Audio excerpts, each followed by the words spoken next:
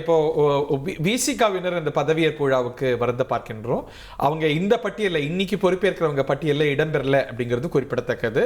Maybe in a further expansion இருக்க வாய்ப்பு இருக்கு. திரு தோல் திருமாவளவன் அவர்களும் திரு வன்னியரசு அவர்களும் விசிகா தலைவரும் விசிகா சட்டமன்ற குழு தலைவரும் அங்கே வர திரு என் ஆனந்த் சீனியர் மினிஸ்டர் மற்றும் தாவேகா பொதுச் செயலாளர் வாயில் வரைக்கும் வந்து கார் வாசலில் வந்து அவரை வரவேற்று உள்ள அழைத்து செல்றாங்க என்பது குறிப்பிடத்தக்கது.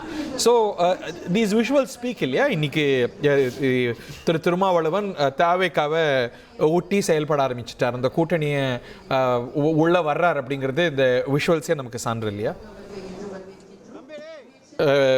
Nandakumar sir please vein.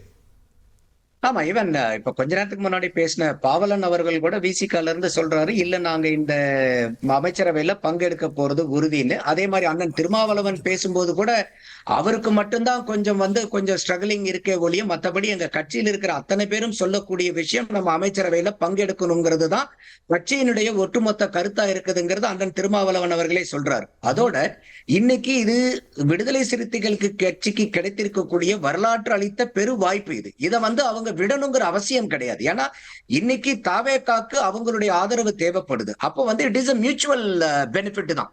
So அப்ப இங்க அமைச்சரவையில பங்கெடுக்கிறது ஒரு நியாயமும் கூட.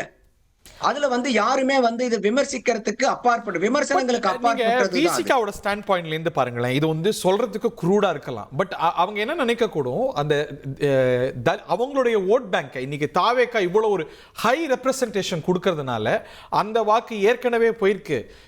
இவங்க கூட சேர்ந்தானா அது மேலும் கரையறதுக்கான வாய்ப்பு இருக்கு அப்படிங்கிறது ஒரு ரியல் பாலிட்டிக்ஸ் சென்ஸ்ல ஒரு கட்சி யோசிக்கக்கூடிய ஒரு விஷயம் தானே. ஸோ அதுவும் கூட அவங்களுடைய டிசிஷன் மேக்கிங்ல ஒரு முக்கியமான ஆஸ்பெக்டா இருக்குமா இருக்காதா? இல்ல ஹரி, உங்களுடைய ஓட் பேங்க் பூரா அந்த சைடு போயிடுச்சுங்கும் போது நீங்க இன்னொரு சைடுல இருந்து நீங்க what are you going to achieve? உங்களுடைய ஓட் பேங்கை ரெப்ரசென்ட் பண்றது தானே ஒரு கட்சியினுடைய தலைமையினுடைய ஒரு பிரதான எண்ணமா இருக்கு. அது ஒரு சினர்ஜியை கூட உருவாக்கும், ஒரு மியூச்சுவல் கன்வர்ட்டபிலிட்டிக்கு உதவும்னு நினைக்கிறேன். கட்டாயமா.